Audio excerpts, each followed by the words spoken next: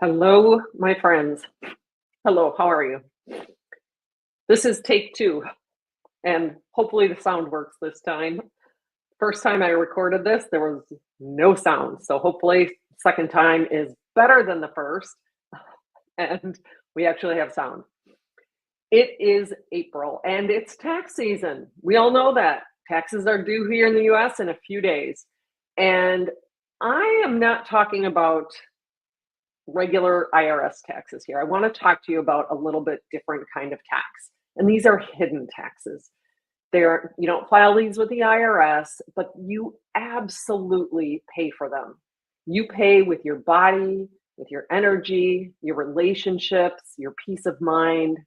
I'm Dottie Posto, and I am a coach to high achieving women leaders who are just tired of powering through burnout, powering through illness, powering through, and are ready to step back into just a full life, into energy, into having fun, and just love their life.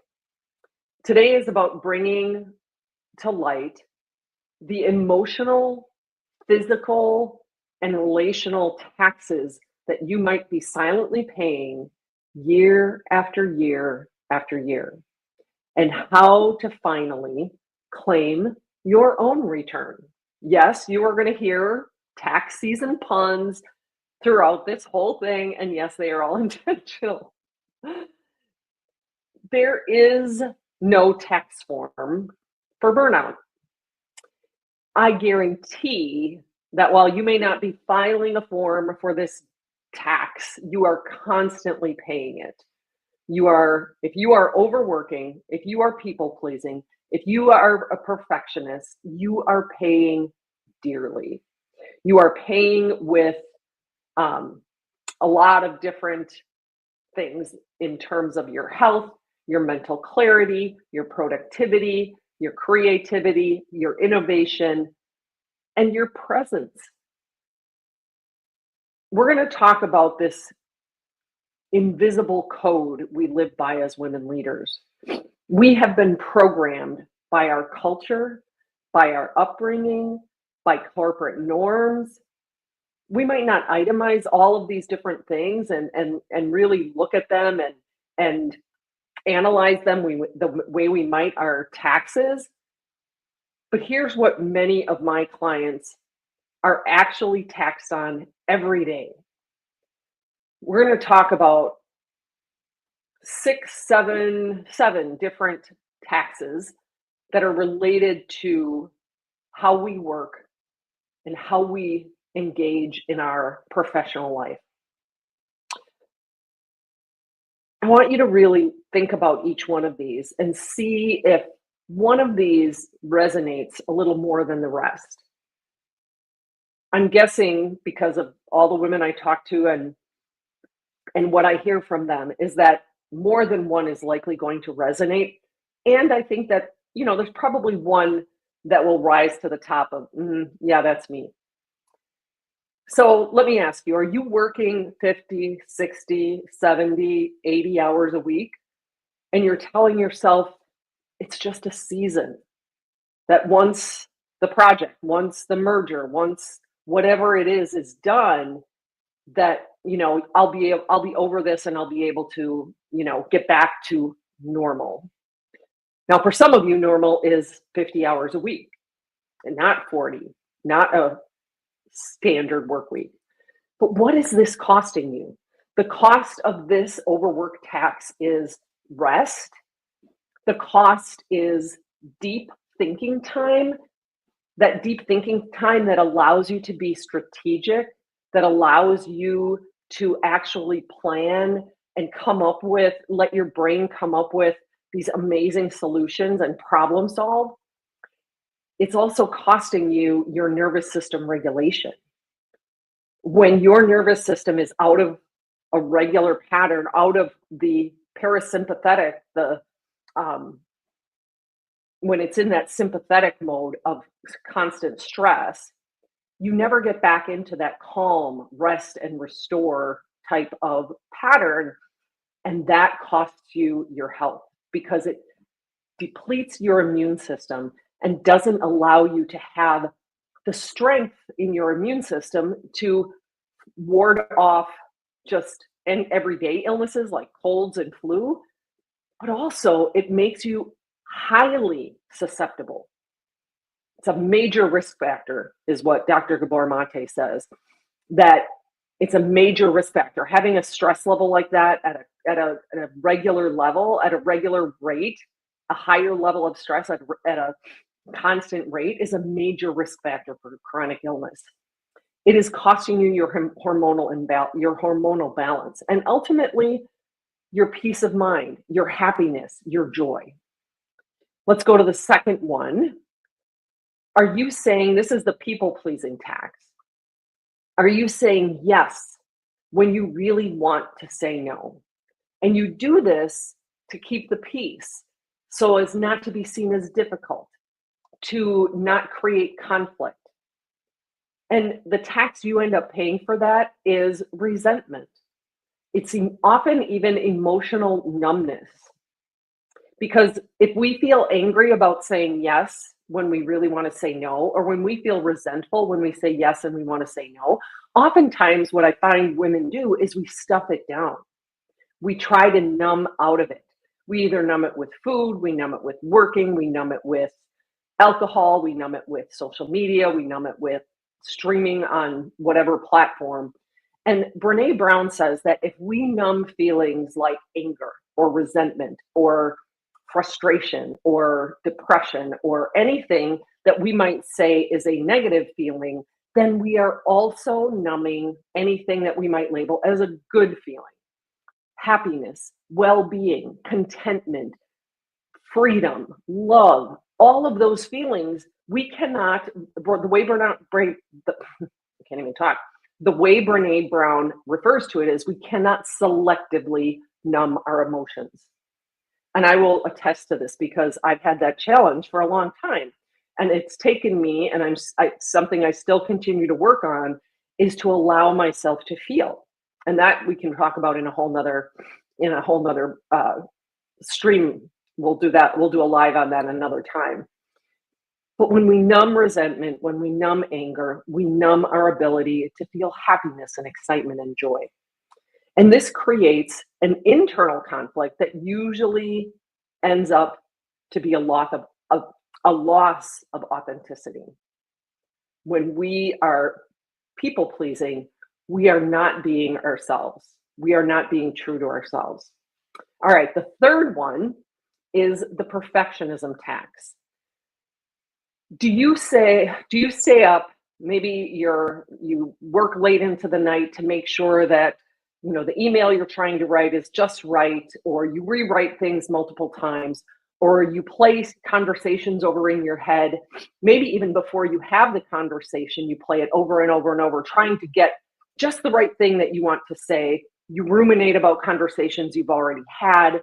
You go over these things over and over. You re-edit and edit and re-edit presentations to get them just right.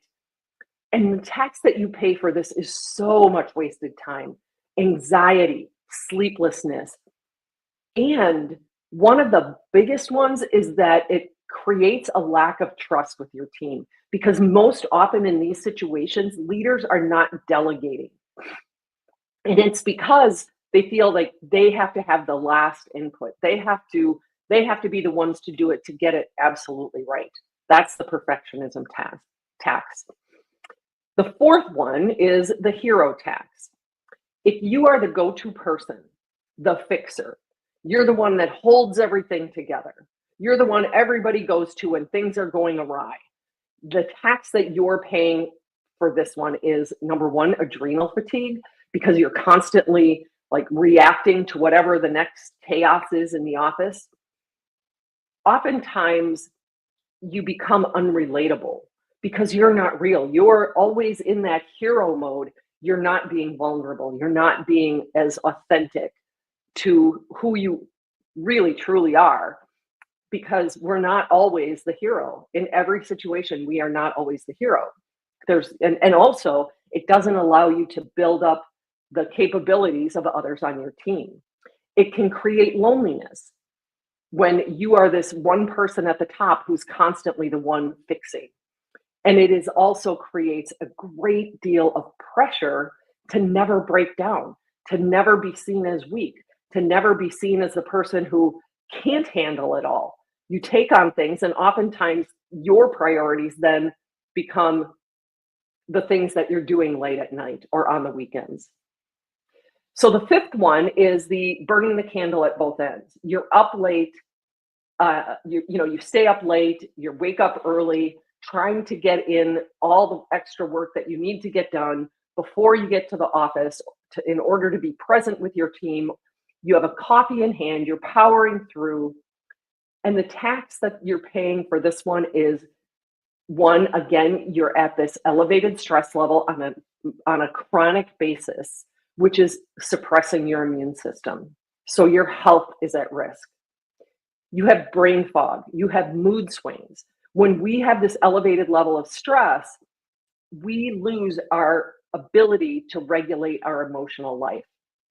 When, as a strong leader, you have probably learned how to assess a situation, take it all in, and then decide how you want to respond. And even if you're frustrated, you might, go in another room and kind of rant and rave and kind of get through some of that emotion, allow that emotion to come through, and then circle back with a really calculated response, a really well thought out response. When you are at an elevated level of stress on an ongoing basis, that ability goes out the window. Our brain literally cannot process, cannot create that space for response. It is just in reaction mode. The other thing that this burning the candle at both ends and this constant elevated level of stress creates is a creative block. Our creativity, our ability to think up innovative solutions is just out the window because that elevated level of stress actually turns off our prefrontal cortex. We are in habit brain. We are in survival mode, literally. That's what our brain is doing. Our brain is focusing on that. And then the last one is the needs ignoring tax. And what this is if you are ignoring your own needs, if you're skipping meals, if you are not creating nourishing meals for your body, for your brain, if you are ignoring rest, if you are ignoring movement, if you are ignoring play, if all of those things are always at the bottom of your list, the tax that you're going to pay is you're going to have digestive issues most likely. Again, part of that is that elevated level of stress creates elevated level of cortisol, which disrupts the digestive system. That elevated level of stress also turns off your digestive system. Because when we're stressed, our body is actually thinking it's being attacked by a tiger. Like that's what it's thinking. It's going to die. And when we're in that flight, fight, or freeze, a bunch of things turn off so that other things can turn on. It turns off our prefrontal cortex because, man, all we have to do is run. It turns off our digestive system because that's not an important function in the body when we're trying to survive the lion. It is sending blood to the extremities so that we can run and get out of Dodge. So we've got these digestive issues. That stress creates inflammation, and we know there's tons of research about how inflammation is related to all sorts of chronic illnesses. It creates emotional disconnection because of what I said earlier. Our emotional capacity is shut down when we are in fight, flight, or freeze. We're in that chronic state of stress. We do not have the ability to really regulate and be the emotional balanced person that we are in normal life. And burnout just sneaks up and takes over. So what is it really costing you? The biggest tax is your energy, your focus, your relationships, and probably the ones that matter most. And there is a huge tax on your future health. I want you to pause and think about that. You may not feel it in the moment. And that level of stress, dampening and suppressing your immune system day after day, week after week, month after month, year after year, will catch up. It caught up to my sister. It caught up to a friend of mine. She was in a very stressful career for many, many years. And as soon as she retired, she had 2 situations of cancer within the first year of her retirement. My sister wasn't so lucky. She was forced to retire because of her cancer treatment, and she didn't live through it. She fought it hard for 2 years, and it was too far when they caught it. But we have normalized the idea that we can keep withdrawing from our health, from our creativity, from our relationships, that we can just keep taking withdrawals and somehow still be rich in success. Depletion is not a sustainable currency. I just want you to feel the weight of that. I don't want you to blame yourself. I don't want you to think about this with guilt. I just want you to think of it with compassion. Don't judge yourself. Don't, browbeat yourself. Be compassionate, be understanding, and take ownership. Because I want you to think of what's possible. What if the most radical thing you could do this season isn't just getting your financial documents in order, but what if it was reclaiming your internal resources? What if it was reclaiming your energy, reclaiming your health, reclaiming your presence? A former coach of mine used to say, given what is possible?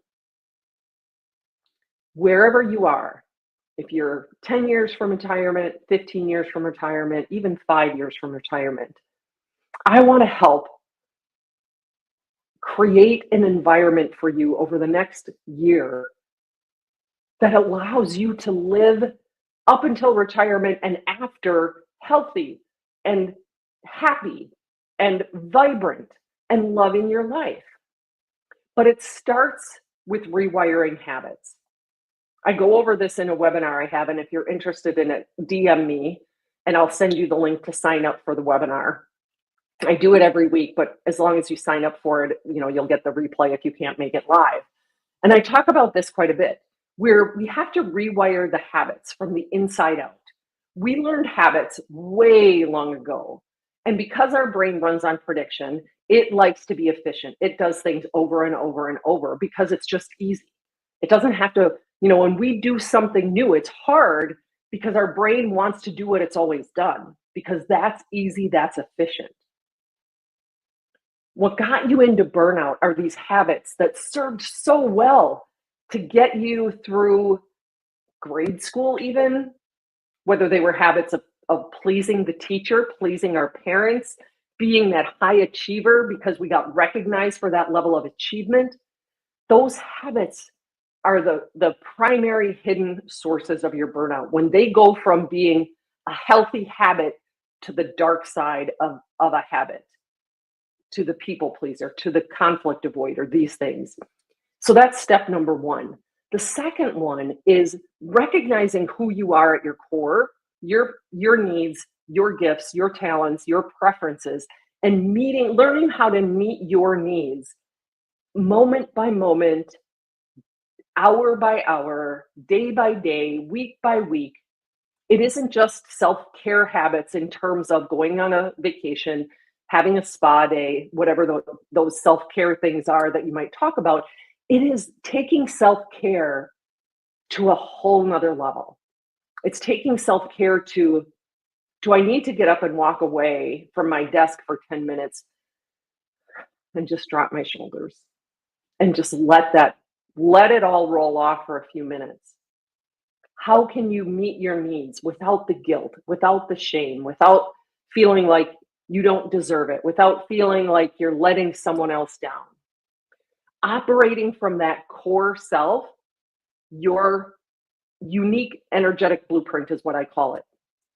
Operating from that unique energetic blueprint, when we live in alignment with that, that creates an endless well of energy. What I do with my clients is I help them rebuild their energy, their capacity, their mental clarity. It isn't just about recovering from burnout.